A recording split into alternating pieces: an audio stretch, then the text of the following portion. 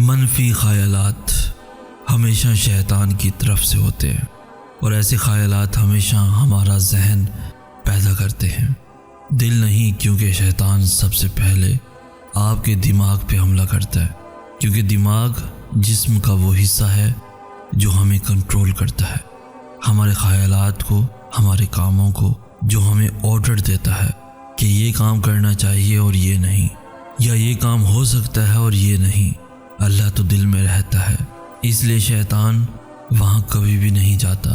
وہ سب سے پہلے آپ کے مائنڈ پہ اٹیک کرتا ہے، کیونکہ آپ جب ایک ہی چیز کو بار بار سوچتے ہیں تو وہ واقعی میں آپ کو حقیقت لگنے لگتی ہیں، حالانکہ وہ حقیقت ہوتی نہیں۔ دلوں میں وسوسے تب پیدا ہونا شروع ہوتے ہیں جب آپ شیطان کو اختیار دے دیتے ہیں کہ وہ آپ کو کنٹرول کرے، جب آپ اپنا آپ اسے سونپ دیتے ہیں۔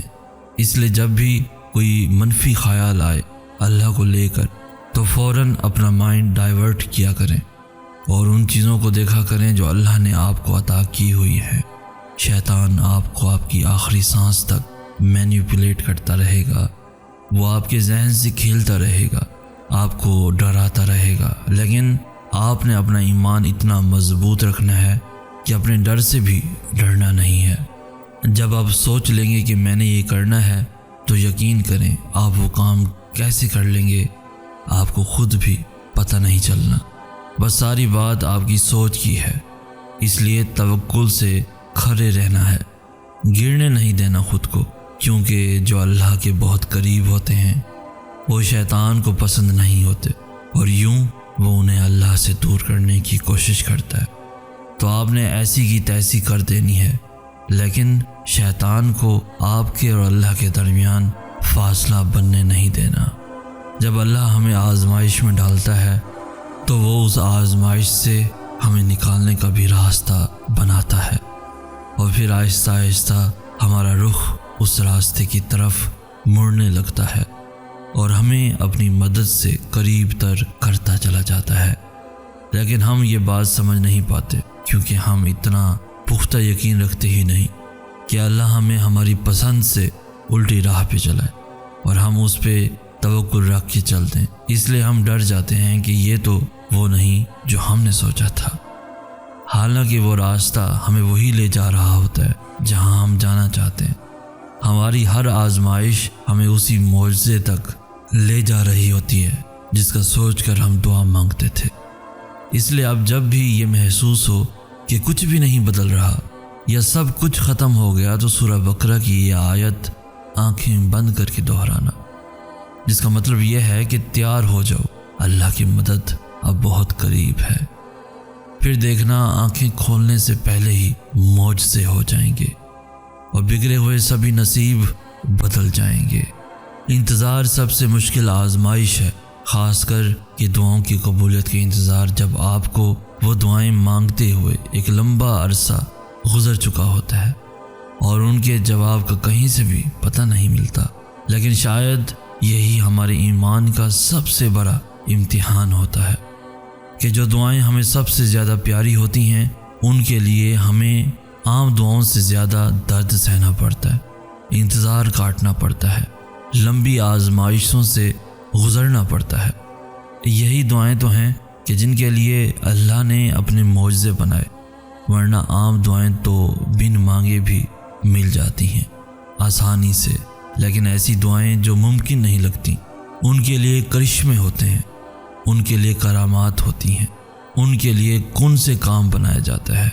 کچھ دعاؤں کے لیے بھاری قیمت ادا کرنی پڑتی ہے، لیکن وہ دعائیں اس قابل ہوتی ہیں کہ ان کے لیے ہر درد مسکرا کر سہ لیا جائے، کیونکہ آخر میں انہوں نے سب بدل دینا ہوتا ہے۔ عموماً وہی لمحات معجزوں کے ہوتے ہیں جب درد کا زور آخری حدوں پہ ہوتا ہے۔ تو پھر مانگتے رہو، بیکاز سم دعاز are worth waiting for, believe ہم۔ ہم شاید دعاؤں کو بڑا ہلکا لیتے ہیں، اس لیے ایک خاص وقت تک ہی انہیں مانگتے ہیں، اس کے بعد ہم تھک کر یہ کہنے لگتے ہیں کہ دعائیں قبول نہیں ہوتی، حالانکہ ہماری دعائیں تو ہمیشہ قبول ہوئی ہیں اور ہوتی رہیں گی۔ لیکن ہم دعاؤں کو ہمیشہ اپنی نظر سے دیکھتے ہیں، اور ہماری نظر ہمیں وہی دکھاتی ہے جو ہمیں ملا نہیں ہوتا۔ اس لیے ہم اللہ سے بدگمان ہی رہتے ہیں۔ آپ دعاؤں کو اپنے حوالے سے نہیں بلکہ اللہ کے حوالے سے دیکھنا اور سمجھنا سیکھیں، کیونکہ جب آپ اللہ کی مصلحتوں کا سوچ کر دعاؤں کی تکمیل کو دیکھیں گے تب آپ کو پتہ چلے گا کہ آج تک کوئی بھی دعا آپ کی ایسی نہیں جو خالی واپس لوٹی ہو۔ یہی خوبصورتی ہے دعاؤں کی کہ دعائیں یا تو بری چیزوں کو بہتر بنا دیتی ہیں یا پھر ہمارے دل کو برائی سے بہتری کی جانب موڑ دیتی ہیں، یا تو ہماری چاہت کو ہمارے نصیب کا حصہ بنا دیتی ہیں یا پھر اللہ کی چاہت کو ہمارے دل کا حصہ بنا دیتی ہیں۔ لیکن دعائیں رائے گاں کبھی نہیں جاتی۔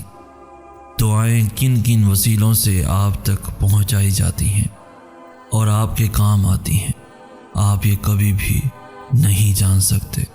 دعائیں آپ کو بدل دیتی ہیں اور آپ کو اندازہ بھی نہیں ہوتا، اس لیے دعائیں نہیں چھوڑتے، کچھ مل جائے تب بھی اور کچھ نہ ملے تب بھی، کیونکہ جب آپ کو لگ رہا ہوتا ہے کہ آپ کو کچھ بھی نہیں ملا، یقین کریں تب بھی آپ کو بہت کچھ مل رہا ہوتا ہے۔